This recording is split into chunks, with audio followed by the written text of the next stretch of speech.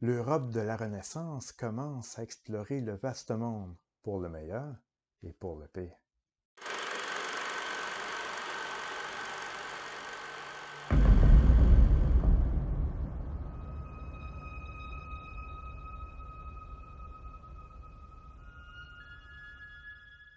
Bonjour, chers amateurs d'histoire. Alors, au cours du 15e siècle, les Européens se lancent à l'aventure sur les grands océans, d'abord l'océan Atlantique, mais éventuellement l'océan Indien et l'océan Pacifique, tout ça pour rechercher des nouvelles routes et de nouveaux territoires. C'est le mouvement qu'on appelle les grandes découvertes. Alors, qu'est-ce qu'on va voir aujourd'hui? En fait, on va essayer de comprendre pourquoi, qu'est-ce qui a amené les Européens à se lancer dans ce vaste mouvement d'exploration, malgré tous les dangers que tout cela représente. Et on verra par la même occasion les moyens sur lesquels ils ont pu compter pour se lancer dans cette vaste entreprise pleine de dangers et d'écueils en tout genre.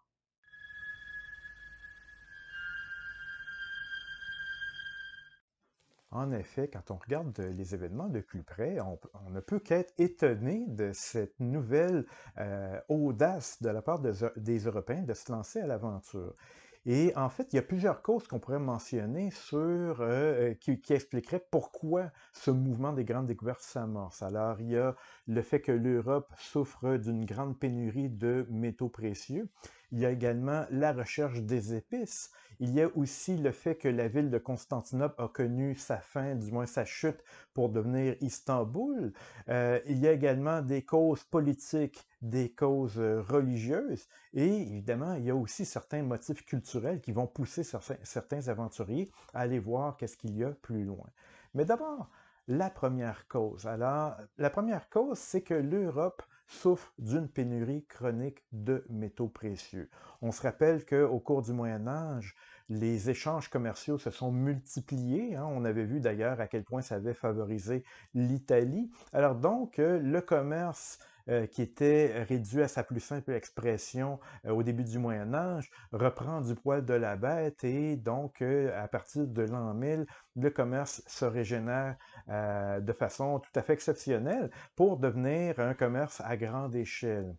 Et donc, les échanges commerciaux se développent. On assiste aussi dans les hautes classes de la société à un progrès du luxe. Alors donc, les souverains dépensent de plus en plus pour la guerre et pour le luxe. Les nobles suivent l'exemple du roi. Alors donc, il y a davantage de commerce un peu partout. Et évidemment, qui dit commerce dit monnaie. Alors, les monnaies ont commencé à revenir. On avait vu comment le florin ou l'écu, des monnaies d'or comme celle-ci reprennent du service. Et donc, on recommence à utiliser beaucoup d'or et beaucoup d'argent. Ainsi donc, les mines d'Europe centrale ne suffisent plus aux besoins pour émettre des monnaies. Même l'or qu'on importe d'Afrique, notamment de Guinée, ne suffit plus à la tâche. Alors, on commence à désirer euh, chercher de l'or directement ailleurs, en Asie, dans le royaume de Cathay, le nom qu'on donne pour la Chine à l'époque, ou le royaume de Cipango, qui est le Japon. Donc, il y a un fort besoin de métaux précieux et les Européens, de plus en plus, sont désireux d'aller en chercher à l'extérieur de l'Europe, notamment en Asie. Mais il faut aussi inclure dans les causes des grandes découvertes ce grand besoin qu'on avait au Moyen Âge des épices. Alors, on avait besoin de beaucoup d'épices, que ce soit du poivre, des clous de girofle, de la cannelle, des noix de muscade, etc. Tous ces épices qu'on ne cultivait pas en Europe, mais qui étaient présents en Inde, en Chine, donc en Asie. Et donc, pourquoi on avait besoin de ces épices? Alors, on s'en servait entre autres pour masquer le goût des aliments, parce que les méthodes de conservation de la viande étaient très limitées à l'époque, pas de réfrigération. Alors donc, on avait besoin d'épices souvent pour masquer le goût de cette viande qui était souvent faisandée, avec un goût très fort, très marqué, qu'on n'arriverait pas à manger de nos jours dans notre monde occidental. Donc, on la considérait comme une viande avariée. Alors donc, le fait d'y mettre des épices en abondance permet donc d'endurer ce goût quelque peu sauvage. Et d'autre part, Les épices entraient aussi dans la composition de beaucoup de médicaments, des médicaments dont on pourrait douter de l'efficacité, néanmoins on y croit à l'époque, donc on a besoin d'épices. Et d'où viennent ces épices? Ils viennent, on l'a vu, de l'Orient. Et c'est là qu'intervient la troisième cause, la chute de Constantinople, parce que justement, la plaque tournante du commerce à l'époque, c'est la ville de Constantinople où arrivent beaucoup de navires en provenance d'Italie et du reste de l'Europe et de là débarquent des caravanes qui vont se rendre jusqu'en Inde, jusqu'en Chine. Sauf que en 1453, après plusieurs longues années de déclin, la ville de Constantinople finit par tomber sous les assauts des Turcs. Et de ce fait, la ville change de nom, elle est maintenant sous dépendance turque, elle prend le nom d'Istanbul et à partir de ce moment-là, la route des épices vers les Indes, vers la Chine, devient beaucoup plus difficile à emprunter. Alors, rappelons-nous qu'à l'occasion des croisades, on avait vu comment les relations n'étaient pas trop bonnes entre chrétiens et musulmans, donc les nouveaux maîtres de Constantinople, d'Istanbul. Et de ce fait, ils ne se gêneront pas pour imposer des tarifs importants, compliquer la vie des marchands. C'est de bonne guerre. Alors, de ce fait, la route des Indes, la route de la Chine devient beaucoup plus chère pour les commerçants. Il devient de plus en plus nécessaire à ce moment-là de trouver une nouvelle route qui sortirait des routes traditionnelles. La quatrième cause qu'on pourrait évoquer, ce sont les causes politiques et religieuses. Donc, c'est une cause double. D'une part, rappelons-nous, j'ai évoqué les croisades il y a à peine quelques secondes. Alors, l'Europe se sent menacée par les Turcs, d'autant plus que les Turcs viennent de s'emparer de la plus grande ville chrétienne du monde à l'époque, Constantinople. Donc, on veut les affronter, on veut freiner leurs élans, et c'est le désir de plusieurs des peuples d'Europe de peut-être trouver une autre route pour aller les affronter à revers, à des endroits où est-ce qu'ils ne s'y attendent pas. Alors donc, la cause politique et militaire est parfois évoquée dans les causes des grandes découvertes, mais il faudrait mentionner aussi un certain esprit de mission, parce que les deux religions sont forcément en concurrence. L'islam d'un côté, le christianisme de l'autre. Alors, on s'inquiète du côté de l'Europe chrétienne de la montée de l'islam dans plusieurs régions du monde. Alors donc, on ressent le besoin d'aller évangéliser les peuples non chrétiens et de refouler par la même occasion l'islam. Donc, souvent, les grandes découvertes vont être accompagnées d'un grand mouvement d'évangélisation, donc personnifié par les missionnaires chrétiens qui vont essayer le plus possible de répandre la religion chrétienne à travers le monde, donc à travers toutes les régions qu'on va découvrir à cette occasion-là.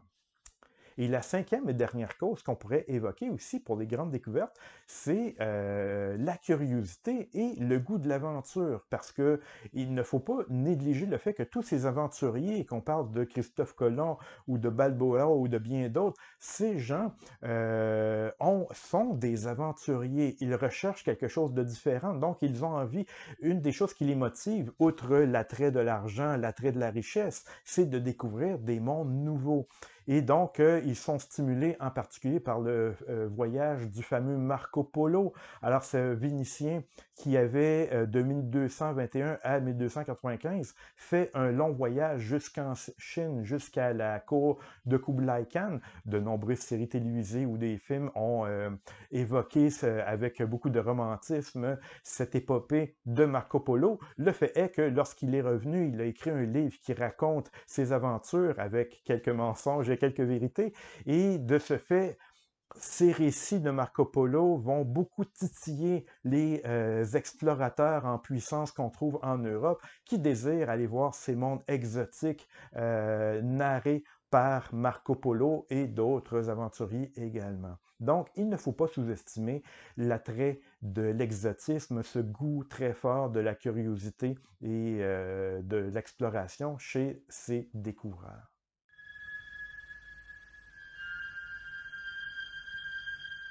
Mais c'est une chose que de vouloir se lancer à l'aventure sur les grandes mers, sur les grands océans, mais c'est une autre chose d'en avoir les moyens. Or, justement, les Européens qui sont désireux d'explorer davantage vont pouvoir compter sur des moyens techniques qu'ils n'avaient pas autrefois. Le premier d'entre eux qu'on pourrait évoquer, c'est un nouveau type de bateau, un parmi d'autres, mais le plus emblématique de l'époque des grandes découvertes, c'est la fameuse caravelle. La caravelle qui est un navire inventé par les Portugais, et donc un nouveau modèle de navire qui est de petite taille, qui est de forme allongée et qui est garni d'un bordage élevé qui lui permettait de résister aux vagues. Parce que, évidemment, s'aventurer sur l'Atlantique, c'est une bien difficile entreprise si on la compare à la navigation sur la Méditerranée. De ce fait, on a affaire à des vagues beaucoup plus importantes. Le fait d'avoir un bordage élevé va donner davantage de chances de survie à la caravelle. Et d'autre part, cette caravelle est garnie aussi, équipée d'un gouvernail à l'arrière qui la rend beaucoup plus facile à diriger qu'avec un double gouvernail qu'on voyait dans les anciens navires dans l'Antiquité et par la suite. Et ensuite, un élément non négligeable dans l'équipement de la caravelle, c'est qu'elle est pourvue de voiles triangulaires qui permettent à ce moment-là d'aller contre le vent, parce que les voiles traditionnelles de type carré n'arrivent pas à voyager autrement que dans le sens du vent, mais les voiles triangulaires qui permettent de dévier en partie le vent permettent au navire d'aller contre le vent de façon indirecte parfois, mais néanmoins, à la longue, le navire continue toujours d'avancer, grosso modo, dans la direction désirée au lieu d'être freiné par le vent. Alors, ce sont des bateaux maniables que les caravelles qui sont capables de naviguer par tous les temps et qui sont capables d'affronter les grands océans. Alors, les grandes découvertes ne seront pas possibles sans ces navires avancés technologiquement pour l'époque. Mais c'est une chose d'être capable de se mouvoir sur les océans, encore faut-il savoir se guider. Et c'est là qu'intervient la boussole que j'ai évoquée à l'occasion des croisades. Cette invention d'origine chinoise a été introduite au XIIIe siècle en Europe par les Arabes. Et donc, quelle est l'utilité de la boussole? C'est qu'elle permet de connaître la direction du nord magnétique, et cela en tout temps. Évidemment, les navigateurs de cette époque-là savaient se guider grâce aux étoiles, grâce aux astres, mais imaginez la situation d'explorateurs qui sont pris dans une tempête, qui sont pris avec un ciel couvert, donc qui ne sont pas capables de se guider par les étoiles pendant de longues périodes. Ben, ce problème est réglé désormais par l'utilisation de la boussole qui, même durant une tempête, indique toujours de façon fiable le pôle nord magnétique. Alors, la boussole va rendre des services inestimables aux explorateurs de cette époque-là. Mais évidemment, il y a aussi un autre instrument qui entre en ligne de compte, c'est l'astrolabe, un instrument d'origine arabe qui permettait de calculer la latitude en fonction de la position des astres au-dessus de l'horizon. Donc, grâce à l'astrolabe, les navigateurs européens sauront tous les jours à quelle position ils sont à peu près au niveau de la latitude. Ils ignoreront encore la longitude jusqu'à l'invention du sextant. Néanmoins, le fait de pouvoir savoir où se trouve le nord, de savoir à quelle latitude on est, ça rend de précieux services à un explorateur à cette époque. Donc, ces deux instruments, la boussole et l'astrolabe, vont rendre des services incroyables.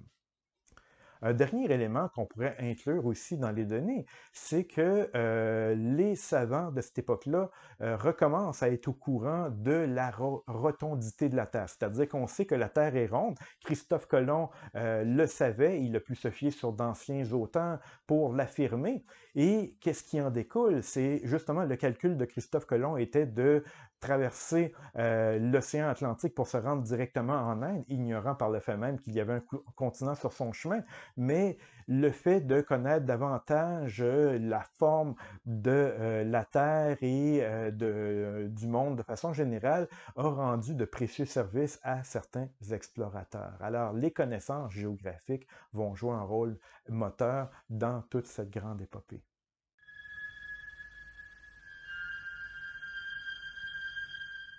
C'est ainsi que les Européens, mus par des causes qu'on vient d'évoquer et encouragés par les moyens techniques qu'on vient de mentionner, vont se lancer à l'aventure sur les grandes mers, sur les océans. Et les premiers qui vont commencer à initier ce mouvement des découvertes, des grandes découvertes, ce sont les Portugais. Alors, les Portugais vont finir par se libérer de la domination musulmane qui avait prévalu durant plusieurs siècles dans leur territoire et ils vont ainsi redevenir un peuple libre et par la même occasion un peuple dynamique. Et ils vont se lancer, suite à ça, dans une série d'explorations maritimes. Et l'inspirateur de cette politique d'exploration chez les Portugais va être le fameux prince Henri, surnommé Henri le Navigateur. Pourquoi on le surnomme ainsi? C'est que lui-même s'entoure de savants, de cartographes et de marins. Il a une passion véritable pour la géographie, pour les explorations. Et son but va être de lancer des opérations d'exploration pour aller toujours plus loin, explorer toujours plus loin le long de la côte d'Afrique. Alors, on se dit à l'époque qu'il serait peut-être possible de contourner l'Afrique pour se rendre jusqu'en Inde et éventuellement jusqu'en Chine pour aller chercher des épices, pour aller affronter aussi possiblement les Arabes, les musulmans. Et donc, il va financer les premières explorations autour des côtes d'Afrique. Alors, la première exploration portugaise va finir par atteindre le Cap-Vert en 1445. Plus tard, les Portugais vont même atteindre le golfe de Guinée en 1472. Et éventuellement, en 1487, l'explorateur Barthélemy Diaz va atteindre les portions les plus au sud de l'Afrique.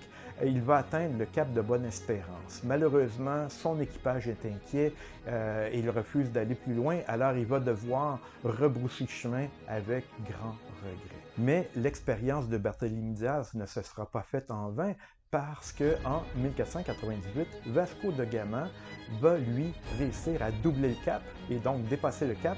Et éventuellement, après avoir longé pendant un certain temps les côtes africaines, il va décider de se lancer à l'aventure à travers l'océan Indien et il va atteindre l'Inde.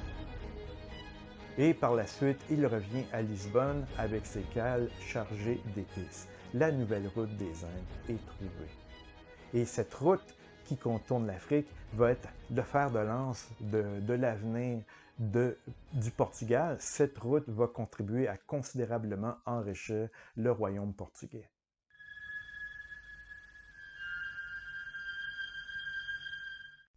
Mais les Portugais ne sont pas les seuls à cette époque-là à tenter l'aventure sur les grandes mers. Ils sont les premiers, mais bientôt les Espagnols vont les imiter. Il faut savoir que les Espagnols, tout comme les Portugais, sont galvanisés par la reconquête de leur territoire contre les musulmans. Et d'autre part, il se passe des mouvements politiques qui vont aider aussi à asseoir la puissance de l'Espagne. Tout cela à cause d'un mariage entre Ferdinand d'Aragon et Isabelle de Castille. Ce mariage, qui est probablement le plus important de ce siècle en Europe, va contribuer à réunir dans un même territoire les deux principaux royaumes de l'Espagne, donc l'Aragon et la Castille. Et donc, on est dans une période de réel dynamisme en Espagne. Et les deux nouveaux souverains, donc Ferdinand et Isabelle, vont écouter de plus en plus un homme de mer italien, un certain Christophe Colomb, qui leur propose un projet particulièrement audacieux. Alors, qui est Christophe Colomb? C'est un être bien mystérieux. On sait qu'il est né à Gênes en 1451 d'un père tisserand et malgré tout, il va toujours être attiré par la mer, il va finir par devenir un navigateur chevronné et talentueux. Et donc, il finit par aboutir au Portugal où il est introduit dans le milieu des navigateurs, ce qui l'amène à étudier de plus en plus la cartographie. Et éventuellement, il en vient à penser, comme je l'ai dit tout à l'heure, que la Terre est ronde et que le Japon et la Chine sont relativement peu éloignés de l'Europe. Alors, ça va être une mauvaise appréciation pour lui de la grandeur du globe. Il pense que le Japon se trouve aux environs de la Californie alors qu'il est beaucoup plus éloigné que ça. Et donc, il pense qu'on peut les atteindre en naviguant vers l'ouest à travers l'Atlantique, ignorant par le fait même qu'il y a un continent sur la route. Et donc, il propose son projet au roi du Portugal, Jean II, mais celui-ci refuse parce que la route de l'Afrique est déjà bien amorcée à l'époque et elle va bientôt donner des résultats. Donc, on refuse de financer son projet du côté des Portugais.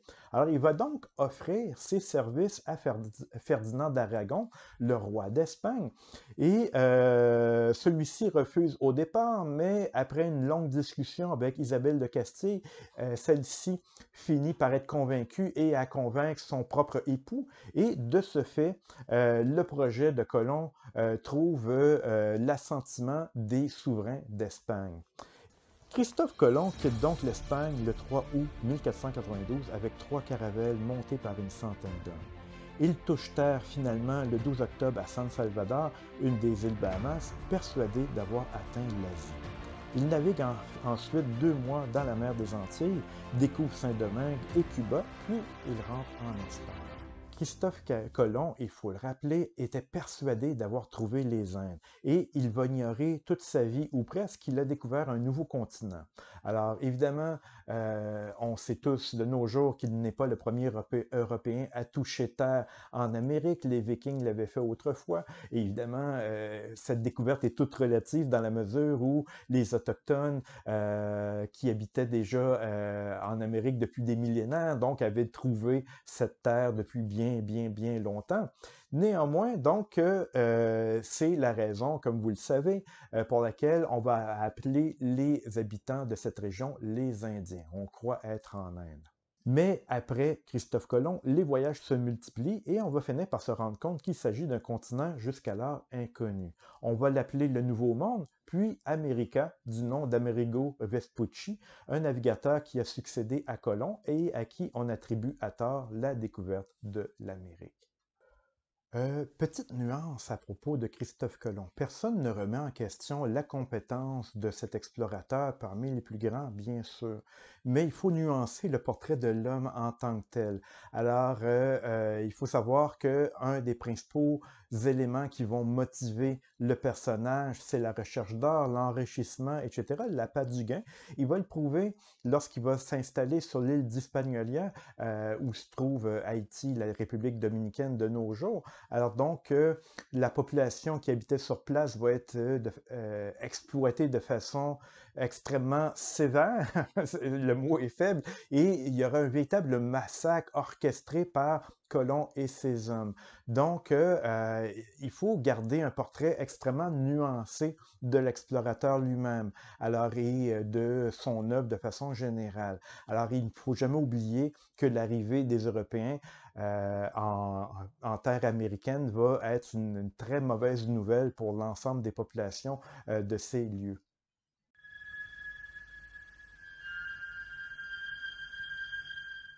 Suite à toutes ces explorations successives, on est de plus en plus sûr qu'il s'agit d'un nouveau continent. Et la chose est confirmée quand, en 1513, Balboa traverse l'isthme de Panama et découvre l'océan Pacifique qu'il appelle alors la mer du Sud. Et donc, maintenant qu'on sait qu'il y a un véritable océan au-delà de l'Amérique, il reste désormais à contourner le continent américain pour trouver enfin la route des Indes vers l'ouest. Et c'est ce que va faire Magellan, un Portugais passé au service de l'Espagne. Magellan, au service des Espagnols, va partir d'Espagne en 1519 avec 5 vaisseaux et 236 hommes d'équipage. Il longe la côte sud-américaine et éventuellement il pénètre dans le détroit qui porte maintenant son nom, le détroit de Magellan, qui est de navigation difficile et extrêmement dangereuse. Pendant de longues années ensuite, cette région va rester et demeurer un véritable cimetière de vaisseaux. Mais éventuellement, il atteint l'océan qu'il baptise Pacifique, tant la mer lui semble calme après tous les dangers qu'il vient de traverser. Néanmoins, on sait de nos jours que l'océan Pacifique n'est pacifique que de nom. Alors, suite à cela, il s'aventure avec beaucoup de témérité sur l'océan Pacifique et se rend jusqu'aux Philippines. Là-bas, il rencontre le roi des Philippines, qu'il convertit au catholicisme et à qui il fait également reconnaître la suzeraineté de l'Espagne. Néanmoins, les choses se corsent dans la région suite à des échauffourées entre ces hommes et les Philippins. Lui-même, Magellan, va être tué lors d'un affrontement avec les indigènes. Alors c'est son lieutenant, Sébastien d'Elcano, qui va reprendre la mer avec le seul vaisseau qui subsiste alors.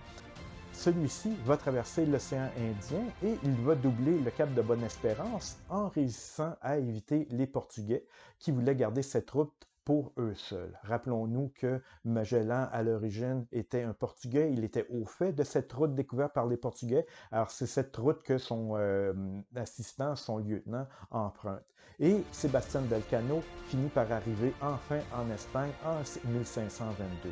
Mais avec un seul navire survivants sur les 5 qu'il avait au début et avec seulement 35 survivants. Autrement dit, 201 personnes sur 236 sont mortes durant ce périple.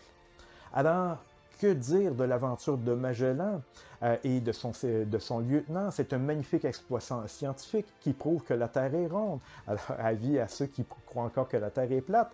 Alors donc, on vient de prouver à cette occasion que la Terre est ronde puisqu'on en a fait le tour, mais on se rend compte que ce voyage, cette route découverte par Magellan et son lieutenant, n'est pas d'application économique. C'est-à-dire que la route est beaucoup trop longue, le voyage a pris 3 ans, elle est beaucoup trop dangereuse, comme en font foi les nombreux morts sur cette longue route. Alors donc, les Philippines sont trop loin, la route est trop dangereuse pour concurrencer la route des Portugais. Donc, on vient de découvrir une nouvelle route, mais qui ne pourra pas servir immédiatement. De ce fait, on se concentrera à partir de ce moment-là sur l'exploration du continent qu'on a découvert préalablement, l'Amérique.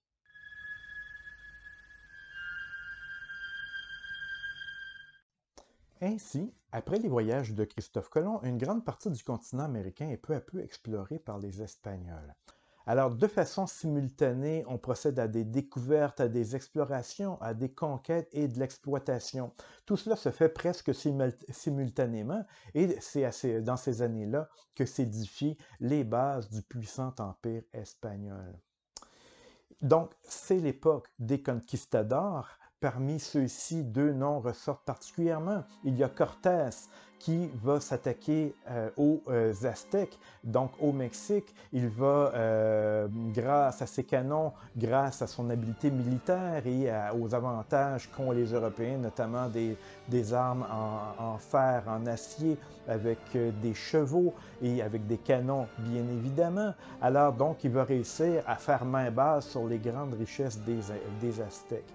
Et de son côté, Pizarro va se frotter aux Incas de façon souvent très fourbe et donc profitant de son avantage stratégique lui aussi, donc l'armement supérieur européen, il va pouvoir s'emparer des immenses richesses en or du grand Inca et du peuple Inca de façon générale.